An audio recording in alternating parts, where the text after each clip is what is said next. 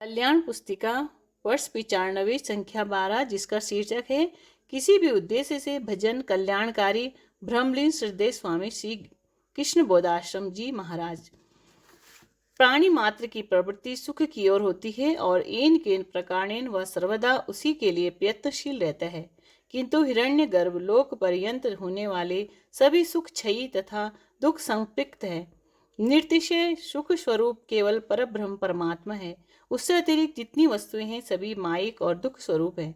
इसीलिए सभी मायिक और दुख रूप है। इसीलिए शास्त्रों ने आनंद स्वरूप परब्रह्म को ही कहा है सत्यम ज्ञानम अनंतम ब्रह्म, अर्थात ब्रह्म सत्य स्वरूप, ज्ञान स्वरूप और आनंद स्वरूप है। इसीलिए सुख चाहने वाले को, चाहे वह इहलौकिक सुख चाहे या पारलौकिक, भगवान का भजन अवश्य करना चाहिए। जो लोग किसी भी कामना से भगवान का भजन करते हैं वे सब पुण्य आत्मा है। भगवान ने स्वयं गीता में कहा है चतुर्विधा भजन्ते माम जना सुकृति अनुर्जना, सुकृति अर्जुना, आर्तो जिज्ञासुर अर्थार्थी ज्ञानी च भरतश्रवा। हे अर्जुन, जो सुकृति अर्थात जन्म जन्मांतर से पुण्य संचय करने वाले अतएव सफल हैं, जिनका वे ही मेरा भजन करते हैं, वे चार हैं। उनमें तीन तो सकाम हैं तथा चौथा निष्काम। आर्त वे हैं जो शत्रु एवं व्याधि आदि द्वारा आपदाग्रस्त होकर उसकी निवृत्ति की इच्छा से हमारा भजन करते हैं, जैसे अपनी पूजा के लिए होने वाली यज्ञ का भंग होने के कारण कुपित होकर इंद्र के प्रलयंकारी वर्षा करते समय ब्रजवासी लोग, जरासंध के कारागृह में बंद होकर नानाविध यातना भोगते राजा लोग, द्यूत सभा में वस्त्राकर्षण से बेइज्जत हो रही द्रौपदी तथा ग्रहाग्रस्त गजेंद्र, इन लोगों ने आर्त होकर हमारा भजन किया। जिज्ञासु कहते हैं आत्मज्ञानार्थी अर्थात मुमुक्षु को, जो मुचुकुंद, मिथिला नरेश, जनक, श्रुतदेव तथा उद्धव, इन लोगों ने जिज्ञासु भाव से भगवान का समाश्रय किया। अर्थात उसे कहते हैं जो इहलोक या परलोक में भोग सामग्री की अपेक्षा करता है, जैसे इहलोक में भोग की सामग्री राज्य आदि चाहने वाले सुग्रीव, विभीषण और परलोक में राज्य आदि चाहने वाले ध्रुव। इन लोगों ने अर्थार्थी होकर भगवान को अपनाया।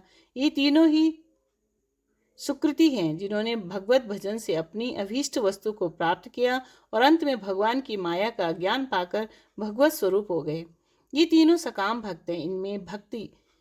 इनमें भेद यह है कि जिज्ञासु ज्ञानोत्पत्ति के द्वारा साक्षात माया को पार करता है और आर्थ तथा अर्थार्थी पहले जिज्ञासु तत्व प्राप्त करते हैं, फिर माया को तरते हैं। इसी बात को सूचित करने के लिए भगवान ने जिज्ञासु पद को आर्थ और अर्थार्थी के बीच रखा है। चौथा ज्ञानी है। ज्ञानी कहते हैं जो भगवत साक्षात्कार हो जाने के कारण भगवान से नित्य युक्त रहता है। यह निष्काम भक्त है। इस प्रकार किसी भी उद्देश्य से जो भगवान का भजन करता है वह सुकृति है तथा अंत में भगवान का कृपा पात्र अवश्य होता है। हम लोग वृंदावन धाम में बैठे हैं, कम से कम यहाँ रहते हुए खूब भजन करना चाहिए। यूँ तो सारा संसार ही धर्मशाला के रूप में अथवा एक चौराहे पर स्थित वृक्ष की छाया के रूप में है, जहाँ अपने अपने उद्देश्य से गमन करने वाले लोग कुछ समय के लिए इकट्ठे हो गए हैं।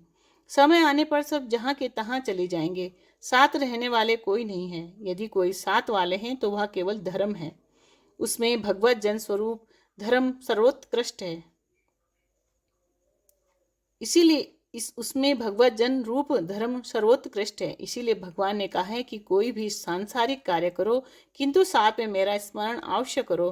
गीता में भगवान ने कहा है तस्मात् सर्वेषु कालेषु माम अनुस्मर युधः च मया अर्पित मनोबुद्धिर्मामे वैश्यस्य संशयम। अर्थात अर्जुन, यतः अंत काल में मानव जिस वस्तु का स्मरण करता है वही हो जाता है। अतः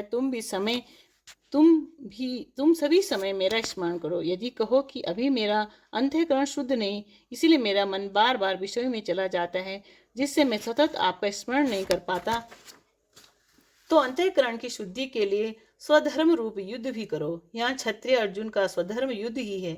इसी से भगवान ने युद्ध करो कहा। तात्पर्य यह है कि जिस किसी का भी अंतःकरण शुद्ध ना हो वह अपने अपने वर्ण एवं आश्रम धर्मों का पूर्ण रूप से पालन करे, तभी उसका अंतःकरण शुद्ध होगा और अंतःकरण में भगवान का स्मरण होने से वह भगवत स्वरूप हो जाएगा। अंतःकरण की शुद्धि के लिए पहले स्वधर्म का त्याग कभी नहीं करना चाहिए। पद्म पुराण में एक कथा आई है। नरोत्तम नामक एक ब्राह्मण बालक था। वह अपने वृद्ध माता पिता को, जिनकी सेवा उसका उस समय स्वधर्म था, छोड़कर तप करने चला गया। वह नियम पूर्वक एक वृक्ष के नीचे बैठकर तप करने लगा। कुछ दिनों बाद वृक्ष पर से विष्टा करने वाले एक पक्षी को उसने क्रोध भरी दृष्टि से देखा, जिससे वह मरकर गिर पड़ा। उसे अभिमान हुआ। कभी वह भिक्षा लेने किसी गृहस्थ के घर आया। वहां गृह स्वामिनी अपने पतिदेव की सेवा में लगी थी। सेवा से निवृत्त होकर थोड़ी देर में आई तो उन्होंने उसे भी पक्षी वाली दृष्टि से देखकर भस्म करना चाहा। तो उसने कहा, महाराज, मैं पक्षी नहीं हूँ। यह सुन तपस्वी घबराया और पूछा, देवी, पक्षी की बात आपको कैसे विदित हुई? पतिव्रता ने कहा, पति सेवा से स्त्री को सभी शक्तियां प्राप्त हो जाती हैं। यह भिक्षा लीजिए।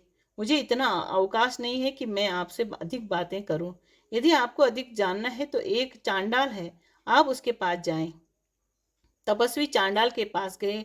उसने बिना कुछ कहे कह दिया कि आपको पतिव्रता ने भेजा है, किंतु मुझे बिल्कुल समय नहीं। आप तुलाधार वैश्य के पास चले जाएं, वहां सब आपको ज्ञात हो जाएगा। तपस्वी वहां जाकर देखता है कि तुलाधार अपनी दुकानदारी में लगे हैं। उन्होंने भी बिना कहे बताते हुए कहा कि आप अद्रहक के पास चले जाएं। ब्राह्मण देवता नरोत्तम ने सभी जगह भगवान को विराजते देखा। अद्रोहक ने उनसे कहा कि ब्रह्मदेव, वृद्ध माता पिता को छोड़कर तप करना आपका धर्म नहीं है। आपके लिए माता पिता की सेवा करना ही धर्म था। सो आपने उसे छोड़ तप प्रारंभ किया तो आपको सिद्धि कैसे मिलेगी? अब आप जाइए और मनसा वाचा कर्मणा उनकी सेवा कीजिए, फिर आपको बिना तप ही सर्व सिद्धि प्राप्त हो जाएगी। निष्कर्ष यह है कि स्वधर्म पालन करते हुए यह लौकिक उन्नति के लिए भी भगवान का भजन किया तो भी मानव कल्याण हो जाता है। अतः आप लोग बड़े जोर से भगवान का भजन करें, कल्याण करें, कल्याण होगा। निंदन्तु नीति निपुणा यदि वा स्तुवन्तु लक्ष्मीः समाविस्तु गच्छतु वा यथेष्टम्। अद एवा वा मरणमस्तु युगान्तरे वा न्यायात् पतः प्रविचलन्ति पदम न धीरः। अर्थात चाहे नीति में पारंगत विद्वान उनकी प्रशंसा करे या निंदा, इच्छानुसार संपत्ति उनके पास आए अथवा चली जाए, मृत्यु आज ही हो अथवा युगों बाद, धीर एवं वीर पुरुष न्याय पथ से एक कदम भी पीछे नहीं हटते। राधे कृष्ण।